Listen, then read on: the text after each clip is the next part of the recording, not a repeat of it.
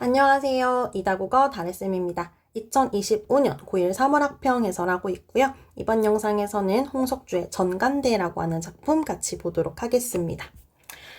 얘는 고전수필인데 들어가기 앞서서 이제 워밍업 좀 하고 갈게요. 일단 제목의 의미 먼저 보게 되면 제목이 전간대잖아요. 그래서 전, 밭, 간 사이를 두고 대, 서로 대해서 대화를 나누다 라는 뜻의 수필입니다. 우리가 해설지 먼저 보게 되면 이제 모계위라고 하는 인물과 어떤 이가 대화를 지금 나누고 있고요. 그래서 이 대화 형식을 통해서 당대 사대부들 를 비판하는데 비판하는 부분이 뭐냐면은 양심과 도덕성 없이 시류에 휩쓸리는 모습을 비판을 해요. 그래서 얘네들이 그늘 따라서 일로 우르르르 저로 우르르르 이렇게 지금 우르르르르 몰려다니는 모습을 보이잖아요. 그 행태를 시류에 휩쓸리는 행태로 제시를 하고 있고 그걸 지금 비판하고 있는 거고요. 그래서 이 고전수필의 주제의식은 뭐야? 자신의 직분을 다해야 한다 라는 주제의식입니다. 우리 보기에서 건질 만한 말 있나 한번 볼게요.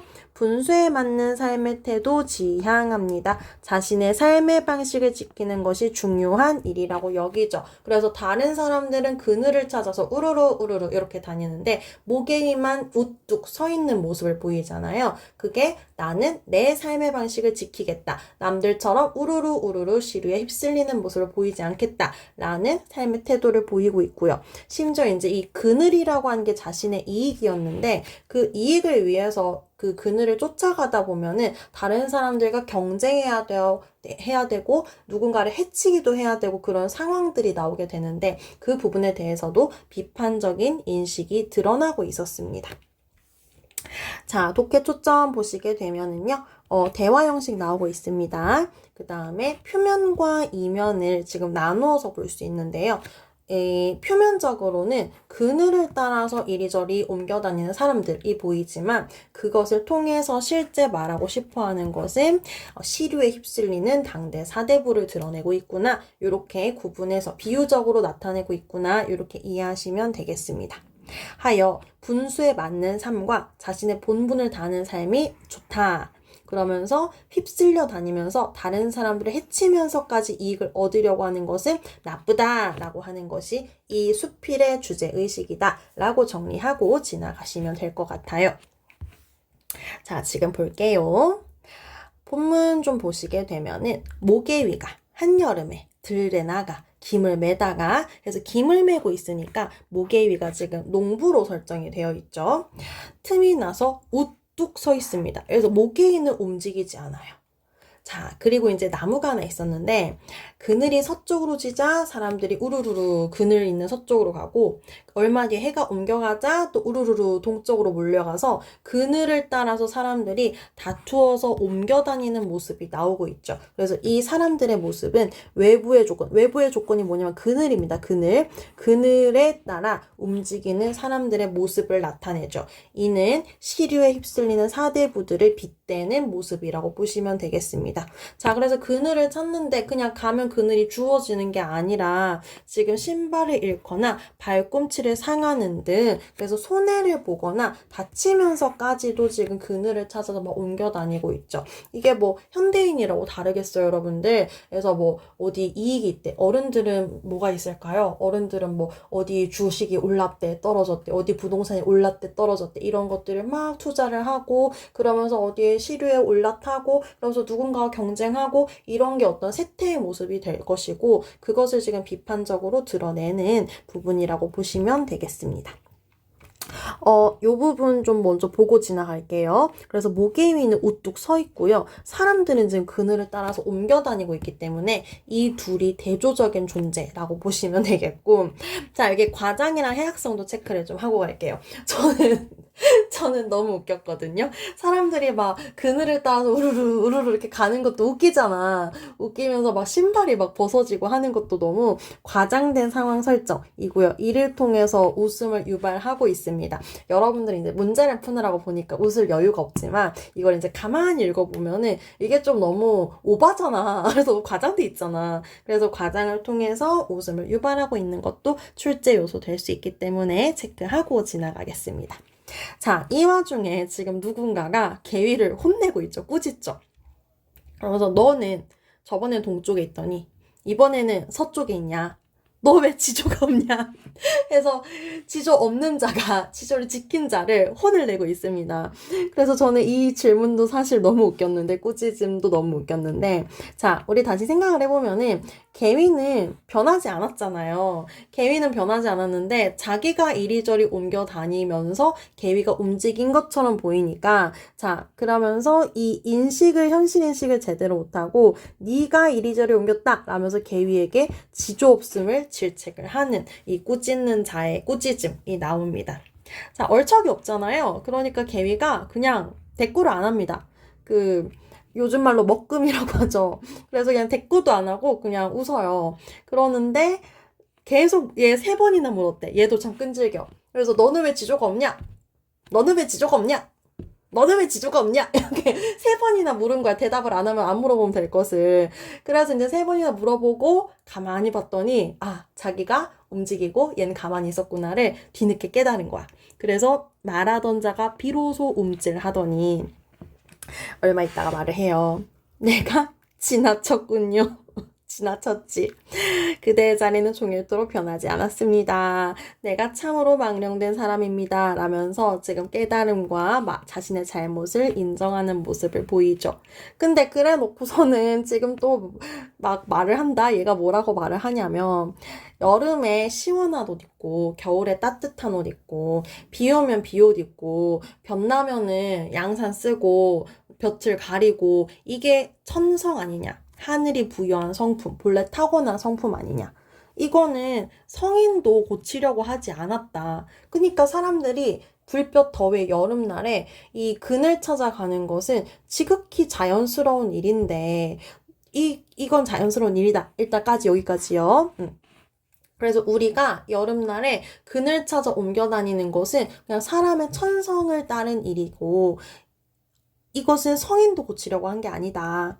그리고 하나 더 얘기하죠. 이게 첫 번째, 그 다음 두 번째. 공자님께서는 사람은 새 짐승이랑은 살 수 없고 사람과 함께 해야 된다. 그러니까 뭐야? 사람은 사람이랑 같이 살아야지, 사람은 사회적 동물이지, 이 얘기를 하는 거야. 근데 너는 왜 혼자 독단적 행동을 하냐? 이렇게 얘기를 하는 거예요. 그래서 사람은 다른 사람과 함께 해야 되는데 우리는 이런 사람 아니냐? 그래서 두 가지예요. 첫 번째, 여름날에 이 그늘 찾아 다니는 것은 천성에 따른 일이다 라는 얘기를 하나 한 거고요. 두 번째, 사람은 사람과 함께 살아야 된다. 두 가지 얘기를 한 거예요. 근데 지금 너는 여름날 왜 그늘 찾아 안 다녀? 너는 왜 다른 사람들이랑 같이 행동하지 않고 혼자 독단적으로 행동해? 이렇게 지금 이렇게 자신의 어떤 생각을 제시를 하고 있는 것이죠. 너는 사람들과 떨어져서 혼자 있고, 오늘 왜 이렇게 말이 꼬이냐? 혼자 있고, 그것을 또 지켜서 꼼짝하지 않는데, 도리를 알고 때를 안다는 사람도 그러합니까? 그래서 너가 도리를 알고 때를 안다는 사람인데 너가 그렇게 하는 게 맞냐? 라고 지금 질문을 통해서 자신의 생각을 강조하고 있고, 네가 그렇게 하는 게 맞아? 라고 해서 개위의 태도에 대해 의문을 제기합니다. 다시요. 자, 개위가 천성을 따라 행동하는 다른 사람들과 함께 하지 않네? 이것을 문제로 삼는 이 질문을 하는 것이죠. 말하기를 하는 겁니다. 그러니까 개위가 뭐라고 하냐면, 그렇군요. 저는 농부인데 어찌 도를 알겠습니까? 라고 하여 이 지금 사대부들의 일을 지금 농부들의 일에 빗대서 지금 이수필은 얘기를 하는 거거든요. 그래서 지금 나는 농부인데 도를 어찌 알겠습니까? 제가 뭘 도를 알겠습니까? 라고 하는 건 진짜 도를 모르는 사람이 아니잖아요. 이게 글 전체를 보게 되면 개위야말로 군자의 도를 아는 사람이잖아. 그래서 이 질문은 겸양의 표현으로 이해를 하시면 되겠습니다. 내가 도는 잘 몰라도 농사에 대해서 들은 적이 있어 하면서 농사일을 들어서 도에 대해 얘기를 합니다. 봄에 밭 갈고 여름에 김 매다 가을에 이르면 수확을 한다고 하니 이것이 때를 따라가는 것이다. 무릇 비 오고 가물고 바람 불고 볕이 내리고 쬐는 것, 볕이 내리 쬐는 것은 하늘에 달린 것이고, 밭 깔고 씨 뿌리고 김 매고 뿌리를 북돋는 것은 나에게 달린 것입니다. 하늘에 달린 것과 나에게 달린 것을 구분하여 대꾸와 대조의 관계로 설명을 하고 있습니다. 나는 내가 할 수 있는 것은 다 하고 하늘에서 주는 것은 그저 받아들입니다 하는 데에서 개위가 지금 지키고 있는 태도는 분수를 지키는 태도이고요. 제가 뭔가 힘들 때마다 항상 마음속으로 내내는 말이 진인사 대천명, 이 얘기를 저는 마음으로 되게 많이 되새기거든요. 그래서 여기서도 진인사, 인사를 다 한 다음에 대천명, 천명을 기다리는 이 태도를 지금 개위가 제시를 하고 있습니다. 내 힘을 다 쓰고 이미 일이 갖추어지면 나는 내 안으로는 마음속에 거리끼는 것이 없고 밖으로 외물에 휘둘리는 것이 없습니다. 해하지도 않고 탐하지도 않아. 이 이해관계는 understand의 관계 아닌 거 아시죠? 그래서 이익과 손해의 관계, 불꽃이 튀지 않으니 물에 파도가 일지 않은 것처럼 담담하고 물이 사방으로 통하여 막히지 않는 것처럼 트입니다. 자, 지금 내 일이 이미 갖추어지면은 마음속으로 거리끼는 거 없어. 외물에 휘둘리는 거 없어. 여러분 여기서 외물 좀 잘 보셔야 될 것 같아요. 외물이 뭡니까? 그늘입니다. 그래서 그늘에 자기는 휘둘리지 않아. 그늘이 동쪽으로 가든 서쪽으로 가든 나는 휘둘리지 않는다는 거야. 해하지 않고 탐하지 않고 이해관계로 막 싸우지도 않으니까 내 마음이 어때? 담담하고 트여 있다는 거야. 그래서 지금 보시면 나에게 달린 것을 다 행하고 나면은 나는 마음에 거리낄 게 없고 외물에 휘둘리지 않아. 그래서 시류에 휩쓸리지 않는 그런 태도를 가질 수 있다. 요 얘기를 하고 있죠. 이렇게 되면 시원한 바람을 맞으며 사탕수수즙을 마시는 것 같으니 높은 평상에 얼음을 쌓아 놓는다고 해도 내 상쾌함을 알기에는 부족할 것입니다. 자, 그래서 이렇게 되면이 지금 뭐예요?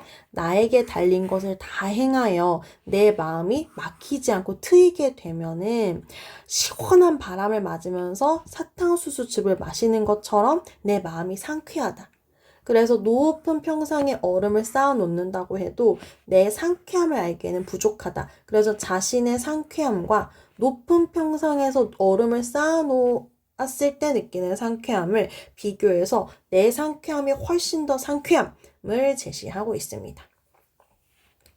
홀로 나무 그늘이 지금 외물이죠. 외물에 구구히 얽매이겠습니까? 얽매일 필요가 없음을 강조하는 서리적 표현을 제시하고 있습니다. 다시, 그래서 지금 좀 정리해서 얘기하면은 나에게 주어진 일이 다 갖추어지고 나면은 지금 내 마음에 거리끼지 않고 외물에 휘둘리지 않고 마음이 담담하고 마음이 트여서 얼마나 상쾌하냐면은 시원한 바람을 맞으면서 사탕수수즙을 마시는 것처럼 시원하여 다른 사람 시원함은 부럽지도 않아.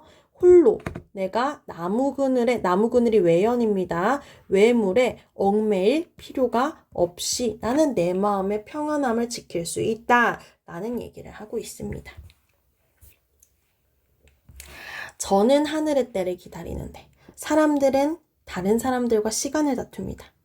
저는 마음속에 그늘이 있는데 다른 사람들은 모두 나무 그늘로 들어갑니다. 그래서 저는 사람들은 대조되는 거 보이시죠? 그래서 개위는 하늘의 때를 기다리고요. 개위는 마음속에 그늘이 있어요. 근데 사람들은 서로 막 경쟁하고요. 사람들은 외부의 조건에 휩쓸립니다. 사람들이 나랑 달리 한 거지 내가 일부러 사람들을 떠난 것이 아니다 라고 하는 것을 내가 어찌 사람들을 떠나기를 좋아했겠습니까? 라는 서리적 표현으로 자신의 의도를 강조하고 있죠.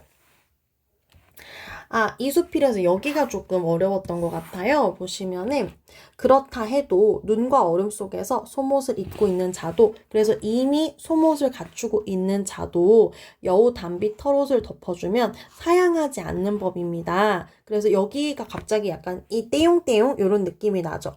그래서 내가 따뜻한 옷을 갖고 있어. 근데 누가 더 좋은 옷을 준다면은 사람이 인지상정이라고 하는 것이 사람의 천성이 더 좋은 거 주면은 사양하지 않는 게 그냥 천성이야. 그리고 나도 사람이니까 누가 나한테 좋은 걸 주면은 나도 좋겠지 라고 얘기를 하는 거예요. 그래서 내가 그늘을 싫어하여 도망쳤다고 하면 그건 인정이 아니다. 무슨 소리야? 자기도 사람이다 이거야. 그래서 내가 그늘 싫어해갖고 도망친 거는 말도 안 되지. 아, 나도 시원한 거 알아요. 저도 뜨거울 때 그늘 가서 좋은 거 저도 알아요. 저도 사람이에요. 요 얘기를 지금 하는 거예요. 무슨 말인지 이해되시죠? 근데 내가 왜 너네들이랑 같이 우르르 우르르 그늘 따라 안 갔냐? 그늘 싫어서 안 간 게 아니야. 그게 도가 아니니까 그런 거지. 요 얘기를 하는 거거든요. 그대는 어찌 생각해보지 않으십니까? 생각이라는 걸 해봐. 그대가 이 그늘로 갔을 때 네가 태연하게 스스로 얻은 것이었습니까? 아니면 다른 사람과 다툰 다음에 그늘로 들어갈 수 있었습니까? 그러니까 그늘로 들어가려면 우리가 어떻게 해야 돼? 내가 이익을 얻으려면 어떻게 해야 돼? 다른 사람과 경쟁하고 다툰 다음에 얻어야 되는 거잖아. 순리에 따라 얻은 게 아니잖아. 해서 지금 그것을 성찰하게끔 유도하는 질문을 하고 있습니다. 자, 그리고 이제 계속해서 하였습니까? 하였습니까? 하였습니까? 하였습니까?가 반복돼서 나오거든요. 그래서 지금 이 반복되는 서리적 질문을 통해서 사람들과 다투면서까지 그늘을 찾아가는 것은 편하지 않고, 마음에 편하지 않고 순리에 맞지 않음을 강조하는 질문들이 이어질 거예요. 자, 볼게요. 그렇지 않았다면 그 누가 무릎을 부딪히면서 발을 뻗지 못하게 하였습니까? 그러니까 그늘에 들어가려면은 사람들끼리 무릎이 부딪혀야 되고요. 야, 발 우그려. 야, 지금 그늘 너만 써? 이렇게 하면서 발을 뻗지 못하게 한다는 거예요. 편하게 그늘을 영위할 수 있는 게 아니라 사람들이랑 복닥복닥 하면서 경쟁하면서 내 어떤 이익을 계속해서 챙겨야 되는 거죠. 누군가는 팔을 움츠려서 펴지 못하게 합니다. 이 그늘이라고 하는 한정된 이익 속에서 사람들이 경쟁해야 되니까 팔 오그려, 다리 오그려 막 이러고 있는 거예요. 누가 그대에게 한 발자국 남짓한 자리를 마음대로 차지하지 못하게 하여 마치 철창 속에 갇힌 원숭이처럼 답답하게 하였습니까? 여러분, 그늘 속에 있는 사람을 철창 속에 갇힌 원숭이에 비유하고 있죠. 그늘이 뭐예요? 철창이에요. 그늘이라는 이익을 누리는 사람이 뭐예요? 원숭이에요. 무슨 말인지 이해되시죠? 그래서 그늘이라고 하는 공간은 어때? 굉장히 속박되어 있는 공간이라는 거야. 누가 그대와 사람이 서로 꺼리게 하여 도적을 보듯 흘겨보며 행여 한 사람이라도 나가서 내 자리를 너르게 하여 주기를 바라였습니까? 뭐야? 이 그늘이라고 하는 건 이익이고 이거는 경쟁을 해야 되고 그래서 서로를 막 이렇게 제가 내 거 훔쳐가는 거 아니야? 제가 내 입 뺏어가는 거 아니야? 하면서 서로가 서로를 꺼리게 만든다는 거야. 그래서 쟤 언제 나가? 아, 제가 나가야 내가 조금 더 많이 누릴 텐데 라고 생각하게 만든다는 거예요. 그래서 그늘에 들어가는 것이라고 하는 건 지금 경쟁, 속박, 서로에 대한 미움을 만드는 부정적인 공간인 거 아니야? 라고 지금 질문을 하는 것이죠. 이렇게 해서 그늘에 들어가느니 차라리 뜨거운 햇볕 아래 홀로 서 있는 게 낫다. 그래서 다른 사람들을 해하고 경쟁하고 미워하면서 이익을 얻으니 차라리 그냥 그 그늘 안 들어가고 말지. 혼자 내가 햇볕에 서 있고 말지. 요 얘기를 하는 거예요. 그래서 이익을 위해서 타인을 해하는 태도를 경계하는 그런 말이고요. 나 여기가 너무 웃겨. 그렇게 자기 할 말 다 한 다음에 넌 말하지 말래. 그대는 말을 하지 마. 심심해서 입 다물래. 너는 말하지 마. 나는 다시 김을 매하겠습니다. 그래서 김을 매하겠습니다. 뭐예요? 나는 내가 해야 할 일을 하겠다. 나의 분수를 지키는 삶을 살겠다. 라고 얘기를 하는 거죠. 그래서 말하지 말라 그래도 말 안 해.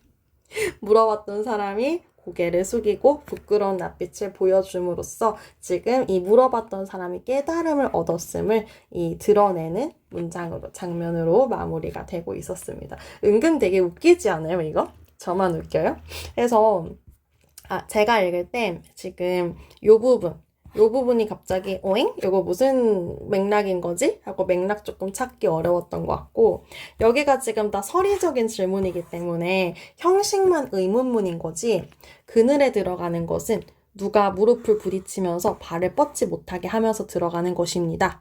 그늘에 들어가는 것은 팔을 움츠리게 하여 펴지 못하게 하면서 들어가는 것입니다. 그늘에 들어가는 것은 누가 그 아주 속박된 자리를 마음대로 차지하지 못하게 하여 답답함을 느끼게 하는 공간입니다. 그늘에 들어가는 것은 사람이 서로 꺼리게 하여 도적을 보듯 흘겨보며 한 사람이라도 나가서 내 자리를 너르게 하여 주기를 바라게 만드는 것입니다. 라고 하는 이 그늘에 대한 인식을 전달하는, 제가 지금 평서문으로 다 말했잖아요. 이 의미를 지금 다 하였습니까? 서리적 의문으로 제시를 하는 거거든요. 그래서 요게 약간 읽기가 조금 어려우려면 어려울 수 있었을 것 같다 하는 거 조금 유의하셨으면 괜찮았을 것 같아요. 자, 제재객관은 앞에서 다 짚었네요. 네, 저는 지나가겠습니다. 자, 중요한 요소들 다시 정리해 보면은 사람들은 경쟁하고 이익을 따지는 사람들이에요. 그래서 이익을 따지다 보니까 다른 사람들을 해치기도 하지요. 그래서 이 사람들은 시류에 휩쓸리는 당대 사대부를 의미하고요. 모계위는 그렇지 않은, 그래서 본분을 다하며 내가 해야 할 일을 다한 다음에 하늘의 뜻을 기다리는 분수에 맞는 삶을 지향하는 인물입니다. 그래서 그늘이라고 하는 외부 조건에 얽매이지 않는 인물을 드러내는 그런 인물로 보입니다. 이 수필안에서 모계위는 저는 농부이니까 저는 뭐 김을 매러 가겠습니다. 라고 해서 농부 라고 나오지만 사실은 사대부로서 갖추어야 할 바른 자세를 드러내는 인물로 이해하시면 되겠습니다. 그 다음에 이 그늘이 나무 그늘이 있고 모계위가 말하는 마음의 그늘이 있잖아요. 그래서 나무 그늘은 세모, 마음의 그늘은 동그라미, 이렇게 가서 가변적이고 외적인 이익이고 속박된 공간이라면 여기서는 내면의 평온함이고 자신만의 공간이며 얽매일 필요가 없는 공간이기 때문에 이렇게 대조적인 의미를 취하는 거 중요하게 출제될 수 있는 포인트이기 때문에 꼭 정리를 하셔야 되겠습니다. 서술 전략 보시게 되면은 대화를 통해서 주제의식 전달하고 있고요. 그 다음에 꾸짖는 자가 마지막에 꾸짖음을 당하면서 끝나는 전도된 상황으로 설득력을 높이는 형식을 취하고 있습니다. 그 다음에 행동묘사와 대화를 활용하여 장면적 제시가 나오고 있고요. 이는 이 대화 상황으로 에둘러서 표현하고 있기 때문에 설득력을 높이는 효과가 있습니다. 그리고 사대부에 대한 이야기를 농부의 일로 돌려 말하고 있어서 우의의 수법으로 전달하는 것도 좀 체크를 해 두셔야 될 부분으로 보입니다. 네, 여기까지 설명 전달 드리고요. 영상은 마무리하겠습니다. 다음 영상에서 또 볼게요.